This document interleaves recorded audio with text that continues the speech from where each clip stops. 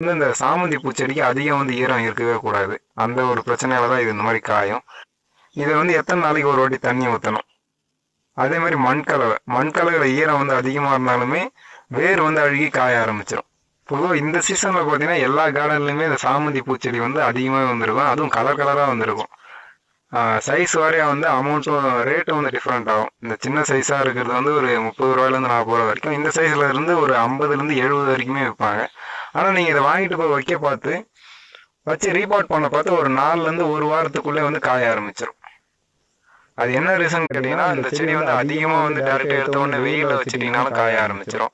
அது இல்லாமல் நீங்கள் தண்ணி வந்து தினமே ஊற்றிட்டு இருக்கீங்கன்னா அந்த மண் வந்து அதிகமாக ஈரப்பதம் ஆச்சுன்னா அந்த வேரில் வந்து அழுகல் மாதிரி அது வேர் அழுகல் நோய் மாதிரி வந்துடும். அந்த வேர் வந்து கீழே வந்து இறங்காது. நான் ஃபஸ்ட்டு வீடியோவில் காட்டியிருந்த மாதிரி அதனாலையுமே காய ஆரம்பிச்சிடும். மேக்ஸிமம் வந்து இந்த தண்ணி அதிகமாக ஊற்றி இந்த வேர் அழுகல் நோய் வந்து காய்ச்சல் தான் அதிகமாக